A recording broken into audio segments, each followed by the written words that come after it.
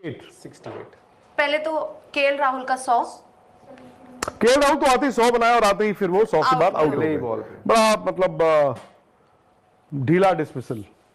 और उससे पहले ऋषभ पंत अनदर ढीला डिसमिसल। मतलब आज इंग्लैंड ने क्या किया है, इंग्लैंड को हमने एक रनआउट दिया है और एक केएल राहुल 100 बना के आउट हुए हैं। इंग्लैंड को कुछ नहीं मिला, लेकिन आपके भी आहिस्ता आहिस्ता वाली प्रोग्रेस है ना। अभी भी आप कितने रन पीछे हैं? 71। 71, विच मींस कि most likely India first inning lead लेगा ही लेगा। 100%। हो सकता है नेक्स्ट सेशन में आपको थोड़ा सा बेहतर स्कोरिंग रेट, 316 5 आउट है, जडेजा 40 रन पे खेल रहे हैं, उनके साथ नीतीश रेड्डी हैं। लेकिन अब सवाल यह आ जाता है नितिन जी कि इस विकेट में रिजल्ट दिखता भी है कि नहीं दिखता है? विकेट में तो कुछ है ही नहीं। विकेट में तो सर कुछ नहीं है। रिजल्ट तो पता नहीं है, मतलब मुझे लग रहा है कि रिजल्ट आपको मिल जाएगा। क्योंकि अगर इंडिया यहाँ से पहले तो 387 करे, जो कि मुझे लग रहा है बहुत इजीली हो जाएगा। 70 रन आपको और चाहिए। अभी सुंदर ने भी बैटिंग करना है, सुंदर ने भी बैटिंग करनी है, तो वो तो नहीं है। प्लस मुझे लग रहा है कि अगर 50 60 रन 70 रन इंडिया और बना दे और फिर वो लीड जो है इंग्लैंड के पास, पता नहीं सेकेंड इनिंग में वो देखेंगे कि भाई इंडिया ने 387 तो कर दिए थे, लेकिन दूसरा जो मुझे एक डर सताता है वो कि चौथी इनिंग में आकर बैटिंग करना, वो कैसे होगा। तो लॉर्ड्स यहाँ चलते ना। पर ये है कि 387 इंग्लैंड ये सोचेगा कि यार इंडिया ने तो बना लिए थे, हम इससे ज्यादा बनाए, लेकिन क्या वो बना पाएंगे? मुश्किल लगता है। क्योंकि इंग्लैंड सेकेंड इनिंग में पता नहीं, मतलब रन यहाँ नहीं बन पाएंगे सर। मैं I won't be surprise now खुशी के मैच में रिजल्ट ना आए।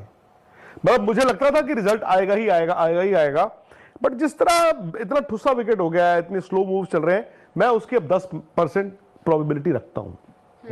मतलब मेजॉरिटी ऑफ चांसेस नहीं है, लेकिन एक वो क्योंकि सर रन्स भी नहीं बन रहे हैं और बॉलर की भी ऐसे। आप आज इंग्लैंड को देखो, इंग्लैंड को तो ऐसे लग रहा है यार जैसे वो कोई सजा मिली हुई है उनको। क्यों राहुल है लॉर्ड्स में, लॉर्ड्स से को भी सजा मिली हुई है, और इस गर्मी में तो हर किसी के लिए सजा है। जो लोग मैच देखने आए हैं उनके लिए भी सजा है। और देखिए ना, ज्यादातर लोग जो हैं, पता नहीं आप यहाँ पे देख रहे हैं, ये आपको दिख रहा होगा लॉर्ड्स का ये रेलिंग्स है, पीछे लोग छाया जितनी मिल रही है वहां घुस के कोशिश कर रहे हैं कि वहीं से मैच देख लेते हैं, वो बेटर है। पर जो आपने कहा ना कि क्या इस मैच में रिजल्ट निकलेगा या नहीं निकलेगा, आई थिंक उसका एक आप देखो इंडिया के आउट कितने हुए हैं, 5 आउट हो चुके हैं। आप कह रहे हैं कि अभी भी देखो इस अगर दोनों टीमों को हम मिला के देख लें तो आपकी अभी तक कितनी 15 विकेटें गिरी हैं इस टेस्ट मैच में।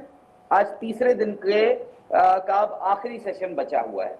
और दूसरा आई थिंक उसका एक रीजन ये भी हो सकता है, जो स्लो ओवर रेट है ना, जो करा के राजी ही नहीं है।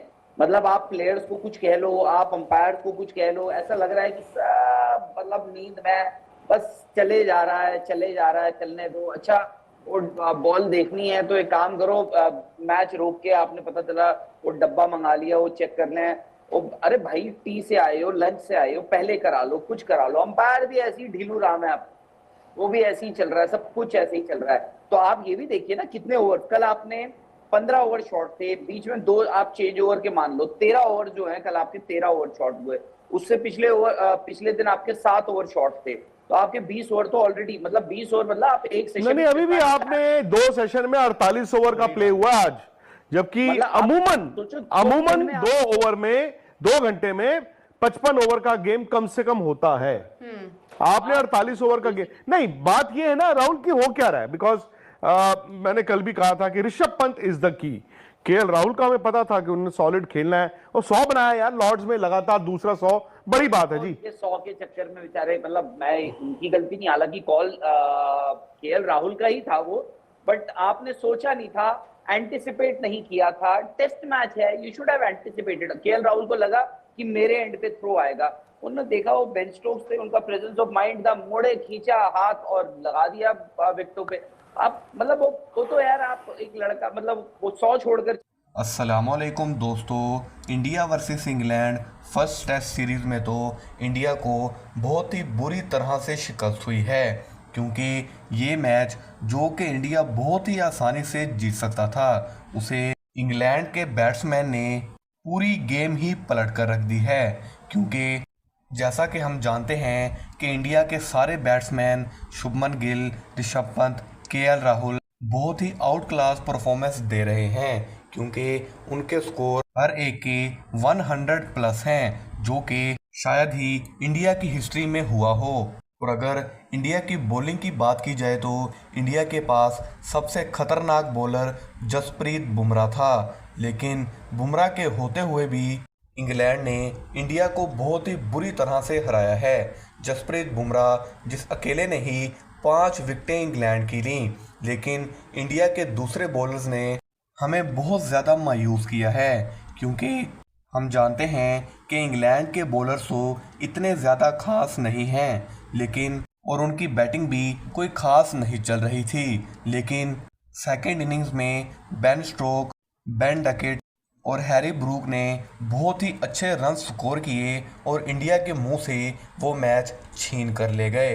इंडिया के पास सिर्फ बुमराह ही नहीं बल्कि मोहम्मद सिराज, रविंद्र जडेजा, प्रसिद्ध कृष्णा जैसे खतरनाक बॉलर्स थे कि जिनके टेस्ट सीरीज में तो बहुत ही अच्छे रिकॉर्ड रहे हैं। और इंडिया की बैटिंग से हम बिल्कुल भी जो एक्सपेक्ट नहीं कर रहे थे उन्होंने ऐसे परफॉर्म करके दिखाया। लेकिन सेकेंड इनिंग में जब इंग्लैंड की बारी आई तो बुमराह को अगर हम निकाल दें तो इंडिया की सारी बॉलिंग चौक कर गई और इसी का इंग्लैंड ने फ़ायदा उठाया और अकेले बेन डकेट ने ही 149 रन स्कोर किए, यानी कि 3 50s।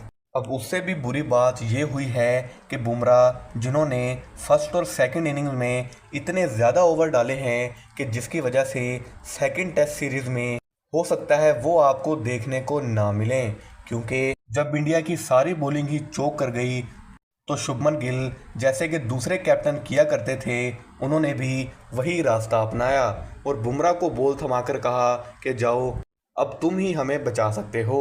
जहां तक हो सकता था बुमराह ने डिफेंस किया और 5 विकेट निकाल ली, लेकिन फिर भी इतने ज़्यादा ओवर्स करवाने की वजह से उनके इंजरी के चांसेस काफ़ी ज़्यादा बढ़ गए थे, जिस वजह से सेकंड टेस्ट सीरीज़ में हो सकता है वो आपको देखने को ना मिलें। और दूसरी तरफ एशिया कप जो कि हम सुन रहे थे कि इंडिया वर्सेस पाकिस्तान हो सकता है आपको कभी देखने को ना मिले, आईसीसी ने और एसीसी ने अनाउंस किया है कि सितंबर में एशिया कप होगा और इंडिया वर्सेस पाकिस्तान भी होगा, क्योंकि ये मैचेस ही सबसे ज़्यादा व्यूवरशिप लेकर आते हैं। वीडियो अच्छी लगी हो तो वीडियो को लाइक करके चैनल को सब्सक्राइब ज़रूर से कीजिएगा।